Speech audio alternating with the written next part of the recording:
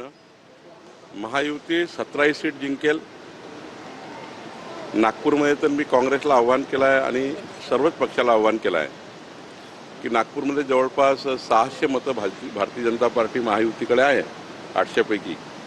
त्यामुळे एक साईड निवडणूक आहे. त्यामुळं जे काही प्रधानमंत्री महोदयांनी आव्हान केलं डिझेल गाड्या वगैरे यावर शेवटी आपल्याला माहिती आहे की संख्याबळावरच या निवडणुका होत असतात.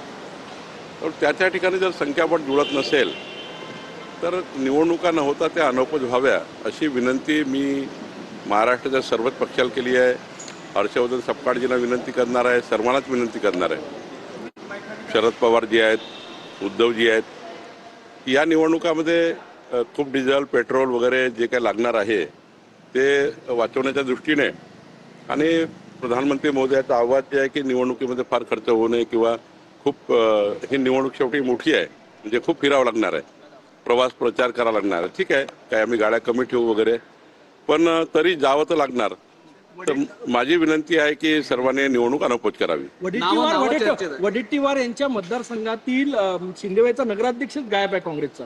मी आधीच सांगितलं की काँग्रेसचे नगराध्यक्ष नगरसेवक कुठे गेले हे तिथल्या नेत्यांनी बघायचं आहे. काँग्रेसचे नेते याकरता सक्षम आहे. त्यांच्या पक्षात मी बोलणे काही योग्य नाही. नावं चर्चेत आहे काही नागपूरचे अरुण लखानी यांचं नाव चर्चेत असल्याचं काही माहिती पुढे येत आहे. नावं केव्हा जाहीर होते?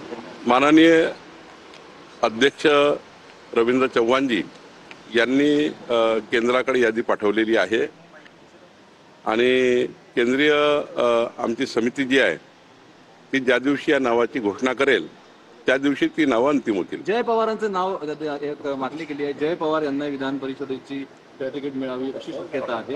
भाजपची काय भूमिका आहे? हा पक्ष राष्ट्रवादी काँग्रेसमध्ये कुणाला तिकीट द्यायची, जय पवारजीला द्यायची की इतर कुणाला द्यायची याबद्दलचा निर्णय माननीय सुनेत्रा पवारजी करतील. पेट्रोल डिझेलचे भाव ज्या पद्धतीने वाढले, एक माहिती अशी पुढे येते की डिझेलवरती पेट्रोलवर 13 रुपये आणि डिझेलवरती 38 रुपये नुकसान होत आहे. आणखी किमती वाढण्याची शक्यता आहे. याबद्दल आज मी काही याबद्दल केंद्रीय पेट्रोलियम मंत्री आपली भूमिका देईल. पंतप्रधान नरेंद्र मोदी यांच्या कारकिर्दीला 12 वर्ष पूर्ण होता. आज त्यांच्यावर पुस्तक देखील प्रकाशित होत आहे. का आढावा दिला आहे? या देशाने माननीय पंतप्रधान नरेंद्र मोदीजीवर प्रचंड विश्वास टाकला आहे. आपण आत्ताच्या निवडणुका बघा, 4 राज्याच्या मोदींच्या नेतृत्वावर विश्वास आहे आणि लोकांमध्ये, जनतेमध्ये, नागरिकांमध्ये, मतदातामध्ये हे पक्क झालं आहे.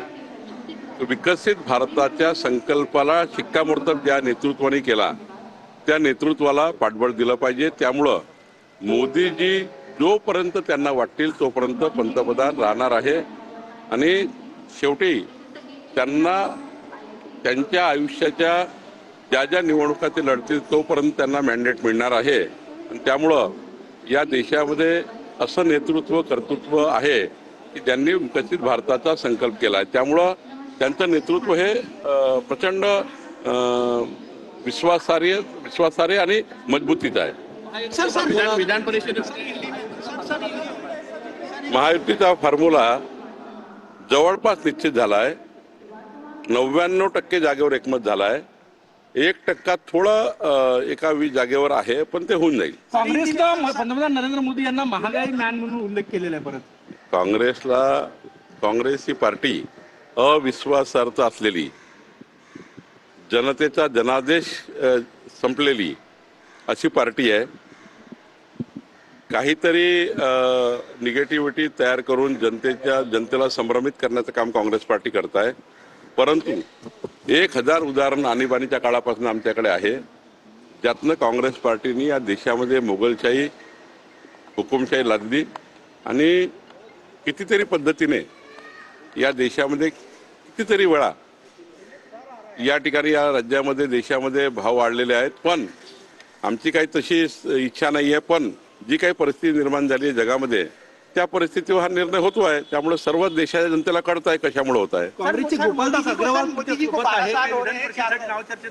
गोपाल अग्रवालजी हे त्यांच्या नगरपालिकेचं एक महत्वाचं काम त्यांना आहे. त्यामुळं ते आज सकाळी माझ्याकडे आले.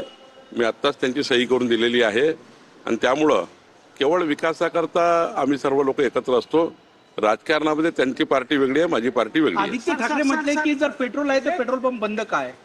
असं आहे की काही ठिकाणी थोडं पेट्रोल पंपाच्या लोकांना भीती वाटत आहे की इतके लोक येतील, पण तरी आता मॅनेजमेंट झाला आहे. माननीय मुख्यमंत्र्यांनी स्वतः सर्व जिल्हाधिकाऱ्यांशी चर्चा करून प्रत्येक जिल्हाधिकाऱ्याकडून आढावा घेऊन पेट्रोलची कृत्रिम टंचाई होऊ नये, जी स्केअरसिटी आहे ती दूर व्हावी याकरता स्पष्ट निर्देश आणि काही SOP दिलेली आहे. त्यावर जर योग्य काम केलं तर मला वाटतं पेट्रोल डिझेल टंचाई होणार नाही. नाशिकमध्ये घटना समोर आली.